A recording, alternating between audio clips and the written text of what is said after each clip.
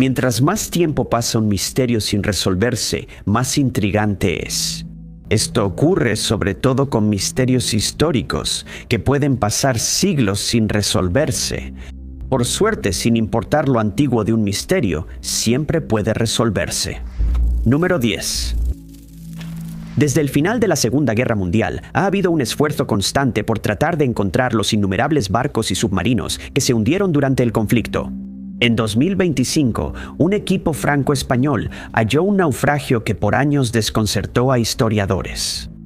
Letona fue un submarino francés construido poco antes de la guerra. Los registros indicaban que fue hundido entre España y el norte de África durante la Operación Antorcha, la invasión aliada al norte de África francés. La ubicación exacta fue un misterio mucho tiempo. El ataque inició el 8 de noviembre de 1942. Letona recién salió del dique seco en Casablanca tras una remodelación y no estaba bien armada entonces. El barco fue atacado por la artillería estadounidense y su comandante murió. El oficial ejecutivo tomó el mando y, sin poder contraatacar, preparó el submarino para sumergirse. Letona escapó, pero quedó muy dañada. Varios hombres murieron y muchos resultaron heridos. El submarino también quedó gravemente dañado. Volvió a Casablanca para reparaciones, pero la tripulación sabía que debían regresar a Toulon seguros. Los submarinos partieron hacia España, pero pronto se vio que no llegarían a Toulon. La mayoría de la tripulación desembarcó, y con solo una tripulación mínima a bordo, el capitán decidió hundir Letona. El hundimiento evitó que la tecnología cayera en manos enemigas. Todos los hombres a bordo fueron rescatados por un pesquero español y pasaron el resto de la guerra internados en España, después de la guerra. Se presentaron varios informes sobre este viaje final, y los detalles contradictorios complicaron el rastreo del barco. En 2025, los investigadores avanzaron, pero los familiares aún tenían documentos de los marineros, como el cuaderno de bitácora.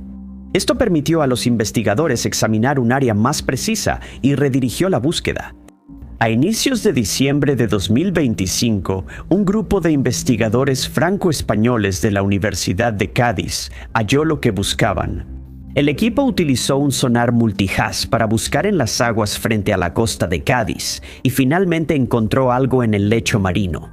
El objeto estaba parcialmente sumergido, pero su longitud y forma coincidían. Los investigadores de Letona identificaron el submarino desaparecido al distinguir el cañón del kiosco de buceo y los torpedos giratorios. Resuelto el misterio de la ubicación de Letona, el equipo confirmó que no intentarían sacar el submarino a la superficie. En su lugar, sería una tumba de guerra y sitio histórico, recordatorio de un capítulo poco reconocido de la Segunda Guerra Mundial. Número 9. Antes de ser robado, el Breguet 160 ya era conocido como la Mona Lisa de los relojes cuando desapareció. Se inició una búsqueda internacional, pero tardaron más de 20 años en encontrarlo. El Breguet 160 fue un reloj creado por Abraham Louis Breguet, uno de los relojeros más talentosos de su época. Fue encargado para la reina María Antonieta, aunque la identidad de la persona detrás de esto sigue siendo un misterio hasta el día de hoy. A Breguet le pidieron no escatimar gastos ni tiempo para crear el reloj más hermoso y avanzado posible. No se completó hasta 1827 tras la muerte de la reina y Breguet. Durante el siguiente siglo pasó por varios coleccionistas privados hasta llegar a Vera Bryce. Salomán, quien heredó una colección de relojes y relojes de su padre. Salomán era una enfermera que se estableció en Jerusalén después de la Primera Guerra Mundial. Ella estableció la LA, Museo Meir de Arte Islámico, y donó muchos artículos, incluida la colección de relojes. En la mañana del 7 de abril de 1983, el personal del museo hizo un descubrimiento horripilante. Había habido un robo y se habían robado cientos de artículos, incluido el reloj de María Antonieta.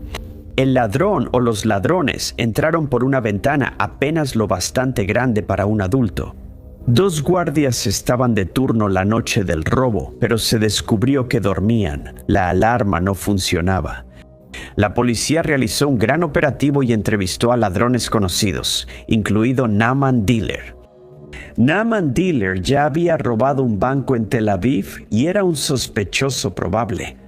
Su pasaporte indicaba que estaba fuera del país durante el crimen. Sin más pistas, el caso se enfrió. Hasta 2008, cuando un abogado contactó al museo representando a una mujer en Estados Unidos que deseaba permanecer anónima.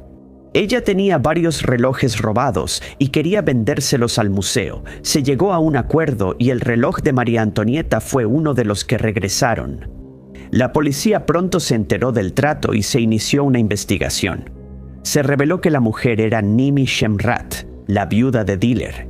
Diller confesó el crimen poco antes de fallecer y le dejó su tesoro a ella, con los relojes de nuevo en exhibición. El único misterio es por qué Diller cometió el crimen. Solo vendió algunos, y los investigadores creen que solo quería probar que podía hacerlo. Número 8. Por siglos, una extraña momia en una iglesia austriaca ha atraído a turistas y curiosos del misterio. Nuevas investigaciones finalmente han explicado cómo el llamado capellán secado al aire se momificó y quién era exactamente. En 1850 se publicó la primera literatura sobre una momia inusual en la cripta de la iglesia de San Tomás y Blasenstein. Fue solo una mención pasajera, con apenas una frase, sobre los restos de 2 personas desecadas, que probablemente fueron antiguos sacerdotes parroquiales. Desde entonces, se ha escrito mucho más sobre uno de esos cuerpos. Incluso entonces, el capellán desecado ya era conocido en la zona. Generalmente, cuando los restos se momifican a propósito, presentan alguna incisión, pero esta momia no tenía ninguna. Simplemente parecía como si se hubiera secado y conservado de forma natural. La momificación del capellán deshidratado era solo uno de los misterios de esta momia, el otro era su identidad. Durante años se dijo que los restos eran de Franz Xaver Silder von Rosenegg. Von Rosenegg era un sacerdote de origen aristocrático que falleció en el siglo XVIII. La curiosidad por la momia hizo que se le hiciera una radiografía en 2000. La radiografía no reveló nada sobre cómo se había preservado la momia, pero podría haber dado indicios de cómo falleció la persona. Se halló un pequeño objeto redondo en el intestino inferior izquierdo del hombre, que se sospechó pudo ser una cápsula que contenía veneno. Una filtración en la cripta permitió a los científicos reexaminar los restos y hacer un descubrimiento sorprendente. La tomografía computarizada de la momia reveló más que la radiografía. El hombre misterioso estaba relleno con telas delicadas, astillas de madera y ramitas. El material llenaba su pecho y abdomen, lo que explicaría la mejor conservación de esa zona respecto a la cabeza y piernas. Como no había incisión visible, tuvo que buscar otra forma de entrar. Un examen detallado mostró que el material fue insertado por el tracto digestivo inferior. Era la primera vez que se veía este método de embalsamamiento. Se retiró parte del material, mostrando telas bordadas, lino y seda. El pequeño objeto redondo resultó ser una cuenta de vidrio, probablemente caída de algún objeto usado por los embalsamadores. Se analizaron muestras de tejido y se descubrió que el hombre vivió en el siglo XVIII y murió a los 30 años. Había señales de que masticaba una pipa y el daño pulmonar indicaba posible tuberculosis. Comió bien durante toda su vida, pero hubo un cambio en su dieta hacia el final. Esto pudo deberse a una enfermedad o posiblemente a un cambio en la cantidad de comida disponible. Con el misterio de la identidad del capellán deshidratado al aire y cómo fue embalsamado ya resuelto, por qué fue embalsamado sigue siendo un misterio. Probablemente fue preservado para trasladar los restos a la ciudad natal de von Rosenegg, pero el plan se abandonó. Otra teoría dice que la preservación buscaba evitar la propagación de enfermedades, como la tuberculosis, si esa fue la causa de muerte. Número 7. Durante décadas, un sarcófago sin inscripciones en una tumba egipcia antigua ha desconcertado a los egiptólogos. Se pensó que esto era de un sirviente o familiar del faraón enterrado cerca. Un hallazgo accidental al limpiar la tumba dio una respuesta más interesante al misterio. Tanis, antigua capital de Egipto en el delta del Nilo, fue relevante en el tercer período intermedio. Un trabajo arqueológico en los años 30 descubrió entierros comparables a los del Valle de los Reyes. Los hallazgos transformaron nuestra comprensión de las dinastías 21 y 21-1. Entre las tumbas encontradas estaba la del faraón Osorco II. Osorkon llegó al poder en el año 872 a.C. y fue parte de la dinastía 22. Su tumba fue saqueada en la antigüedad, pero el sarcófago de granito y algunos vasos canopos quedaron. Esto bastó para que los arqueólogos lo identificaran, pero también hallaron otro sarcófago en una antecámara. Era un gran sarcófago de granito sin inscripciones ni vasos canopos en la habitación. Esto hizo imposible que los arqueólogos resolvieran quién fue enterrado allí. Con el tiempo, el sarcófago anónimo fue olvidado. Algunas tumbas tenían restos de funcionarios o familiares, y esa era la mejor suposición sobre el dueño del sarcófago. Recientemente, los egiptólogos se han enfocado en preservar lo que queda de Tanis. Se realizó limpieza en los sitios superficiales y subterráneos, y un equipo de arqueólogos fue enviado a la tumba de Asorkin. Al limpiar una esquina de la misteriosa cámara, hallaron un alijo de figuras Ushabti. Estas estatuas representan sirvientes que ayudarán al difunto en la otra vida. Unas 225 figurillas fueron halladas en la esquina de la cámara, ordenadas y cubiertas por sedimento. Parecía que no habían sido perturbadas en miles de años. Lo principal es que las estatuas tenían inscripciones sobre Shishunk III. Shishunk sucedió a Osorkin y gobernó cerca de 40 años, enfrentando una época difícil y varios rivales al trono. Al final, salió victorioso y fue conocido por la huella arquitectónica que dejó en la ciudad. Las figurillas Ushabti y algunas inscripciones fragmentarias sugieren que el sarcófago pertenecía a Shishunk.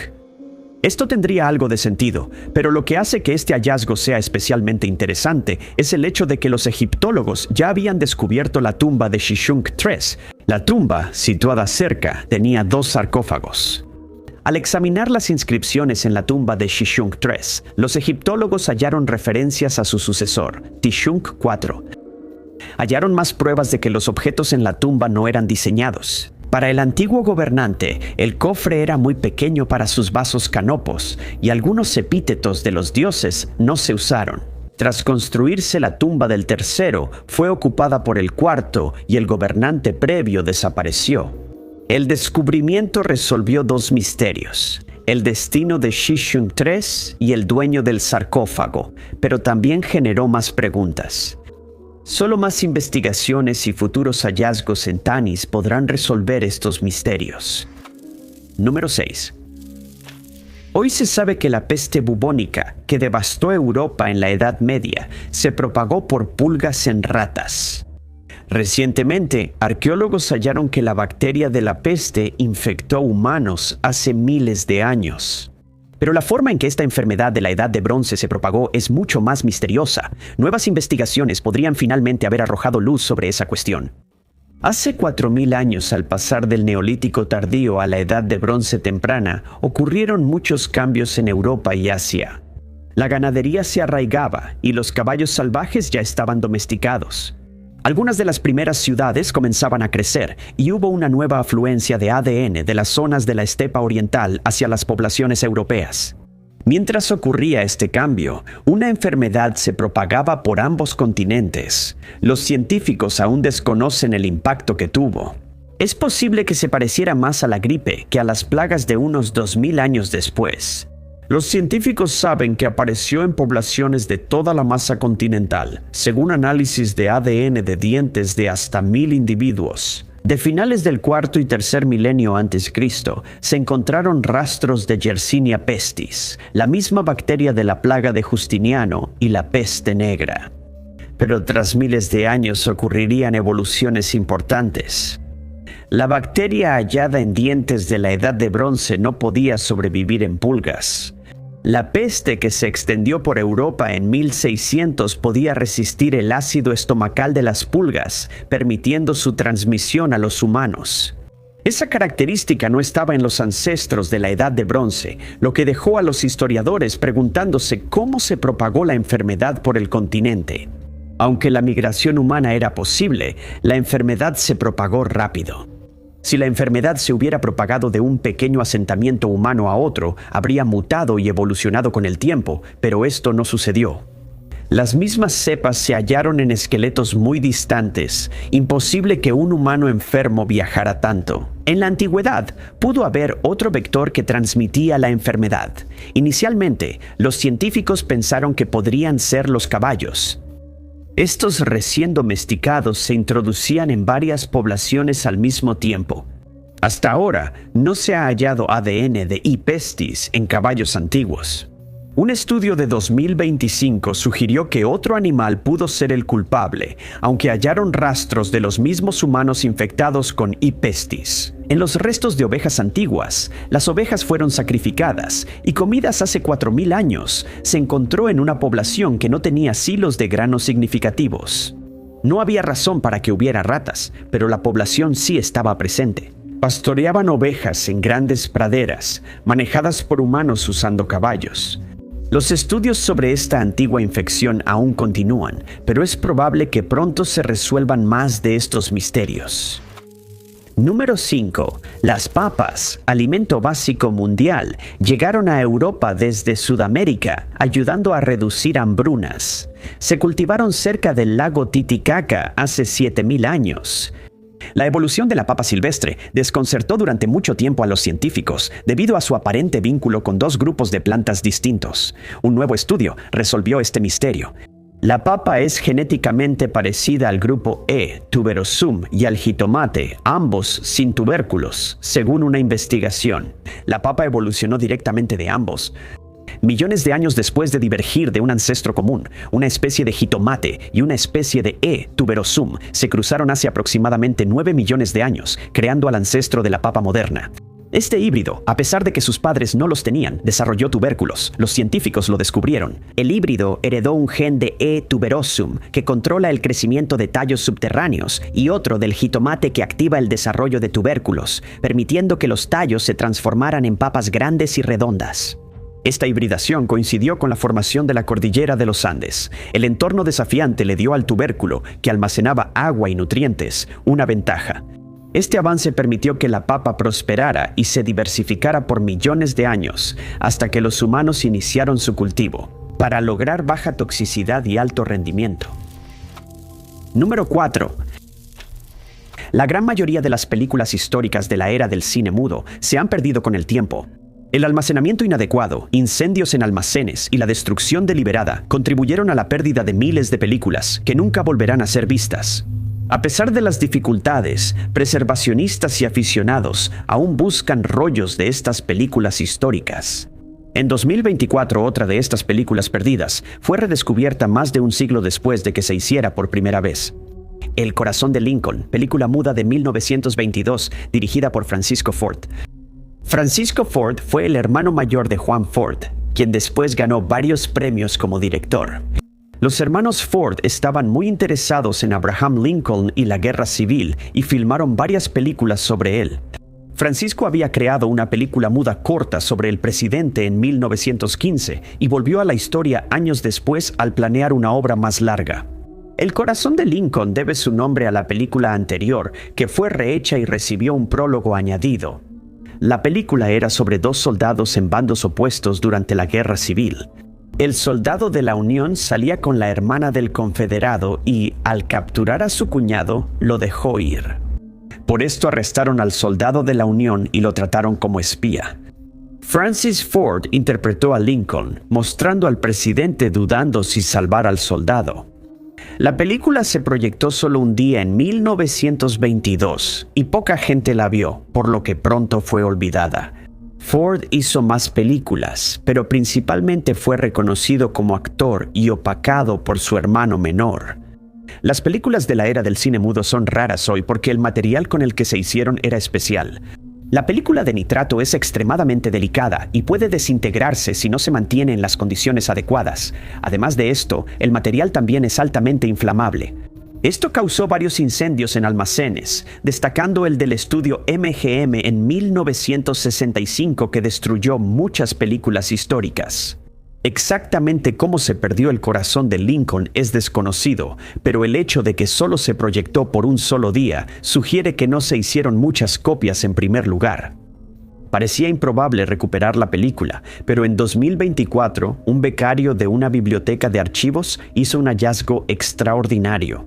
Dan Martin era estudiante de preservación cinematográfica y hacía prácticas en los archivos de películas históricas en Long Island. Al final de sus prácticas lo enviaron a almacenamiento para revisar películas donadas, donde un lote de rollos llamó su atención. A pesar de su antigüedad, estaban bien conservados y parecían especiales. Después de examinar la película, se dio cuenta de que era la cinta perdida de 1922, en la que aparecía el hijo de Ford. Como soldado, él no habría estado en California en 1915, así que su presencia confirmó que no se trataba del cortometraje anterior. Digitalizaron la película rápido para evitar que se perdiera otra vez. Número 3. Los eruditos chinos registraron eventos astronómicos como estrellas invitadas. En 1408, uno de estos objetos brillantes apareció en el cielo nocturno durante unos 10 días, cerca de la Vía Láctea. La descripción breve dificultó su identificación y generó dudas sobre su autenticidad entre científicos modernos. El misterio se aclaró en 2025 tras hallar un memorial de 1408 dirigido al emperador por la Oficina Astronómica Imperial. Describía el objeto como una lámpara de aceite cerca del asterismo Neander, de color amarillo puro, suave y brillante. Esta descripción positiva quizás se debió a la necesidad de mostrar buenos presagios al emperador. Los astrónomos modernos creen que este objeto fijo e inmutable era una supernova, una erupción estelar como la que formó la nebulosa del Cangrejo en 1054, registrada también por astrónomos chinos. El remanente del evento de 1408 sigue sin identificarse, pero científicos investigan la región. Las posibilidades incluyen CK Vulpeculi, y reconocer estas antiguas novas y supernovas ayuda a la ciencia moderna a comprender la historia y futuro de los objetos celestes. Número 2. Hace casi 200 años, 129 hombres desaparecieron sin dejar rastro en busca del legendario Paso del Noroeste. Desde entonces, el destino de la expedición Franklin ha sido un misterio que muchos intentaron resolver, aunque ahora se conoce un final más aterrador. Aún hay muchas piezas faltantes en el rompecabezas que los historiadores buscan armar en 2024. Se añadió una pieza al rompecabezas al identificar restos ligados a la expedición. La expedición Franklin fue una misión para hallar el Paso del Noroeste, una ruta marítima que une los océanos Atlántico y Pacífico al norte de Canadá.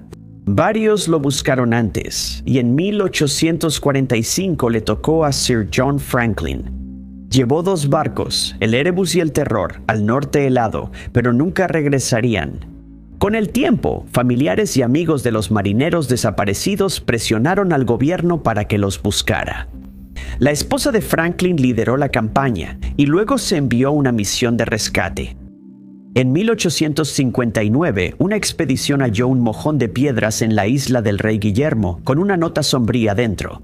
El mensaje fue escrito por James Fitzjames, segundo al mando del Erebus. Reveló que Franklin murió y ambos barcos quedaron atrapados en el hielo. Tras varios inviernos, los hombres tuvieron que dejar el barco y cruzar el hielo hacia la desembocadura del Río Negro.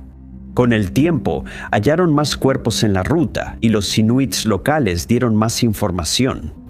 Relataron que hombres demacrados comieron a compañeros caídos para sobrevivir. Los restos hallados se enterraron nuevamente y no se redescubrieron hasta los años 90 por los investigadores. Al investigar el destino de la expedición Franklin, se identificaron 2 grupos principales de restos que fueron excavados y estudiados. Luego los enterraron en un mojón conmemorativo. Aunque eran parte de la expedición, sus identidades seguían siendo un misterio. Más de 100 marineros seguían vivos cuando Fitzjames escribió en la isla del Rey Guillermo. Ninguno sobrevivió al viaje al río Beck y se desconoce quién cayó y cuándo. Para la década de 1990 no había nada que pudiera usarse para identificar a los hombres, salvo el ADN. Un estudio de 2013 recolectó ADN de varios restos y comenzó a compararlos con parientes conocidos. En 2021 se identificó a Juan Gregorio, ingeniero del HMS Erebus, en un conjunto de restos encontrados. Ningún otro descendiente con ADN coincidió con los restos, pero tras la primera ronda de pruebas, se identificó a un nuevo descendiente. Era primo lejano de Fitzjames, descendiente directo por línea masculina del bisabuelo de Fitzjames. El nuevo ADN se comparó con los restos y se encontró una coincidencia. El hecho de que Fitzjames fuera un oficial de alto rango en la expedición hizo que el descubrimiento fuera un hallazgo interesante. Se cree que escribió el mensaje de Cairn solo unas semanas antes de fallecer, pero lo que hizo que el hallazgo fuera particularmente inquietante fueron las marcas descubiertas en los huesos de Fitzjames. A diferencia de los restos de John Gregory, los de Fitzjames mostraban claros cortes tras su muerte. Había sido consumido mientras sus compañeros usaban lo que podían para sobrevivir, confirmando que otros seguían vivos cuando Fitzjames murió. También reveló que el rango no fue suficiente para evitar que los hombres lo consumieran. El hallazgo dio a los investigadores más información sobre las últimas semanas de los sobrevivientes. El trabajo para resolver el misterio de los otros restos encontrados junto a Fitzjames sigue en curso. Número 1. La erupción minoica de Terra. El evento catastrófico que diezmó una isla ha sido difícil de fechar con precisión durante mucho tiempo, aunque la estimación actual es alrededor del 1600 a.C. La datación es crucial para determinar con precisión el impacto de la erupción en varias sociedades antiguas y para proporcionar un marcador cronológico, como la capa de escombros, para otros hallazgos arqueológicos.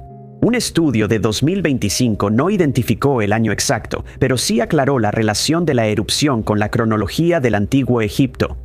Antes, se relacionaba 1600 a.C. con el antiguo reino egipcio, y algunos asociaban la erupción con una inscripción sobre una gran tormenta de 1550 a.C. Alinear con precisión los eventos egipcios con fenómenos externos es difícil, sobre todo en los períodos intermedios poco documentados. Utilizando la datación por carbono en materiales asociados con las dinastías 17 y 17-1 y objetos de la erupción de Tera, los investigadores encontraron que la erupción de Tera es anterior a los objetos del Nuevo Reino, según sugiere el estudio. La dinastía 18 inició con Amosis alrededor del 1539, a.C. no, en 1580 a.C. Esto extiende el tercer periodo intermedio y sitúa la erupción de Tera dentro de él. Así, los famosos faraones del Nuevo Reino habrían interactuado con grupos minoicos posteriores, lo que podría cambiar nuestra comprensión del intercambio cultural. La fecha exacta sigue siendo un misterio, pero el estudio confirma que la erupción de Tera fue antes de la dinastía de Amos en Egipto. Gracias por ver el video. Si les gustó este video, asegúrense de darle like. Además, no olviden suscribirse y hacer clic en la campanita de notificaciones para estar al tanto de todas nuestras futuras publicaciones.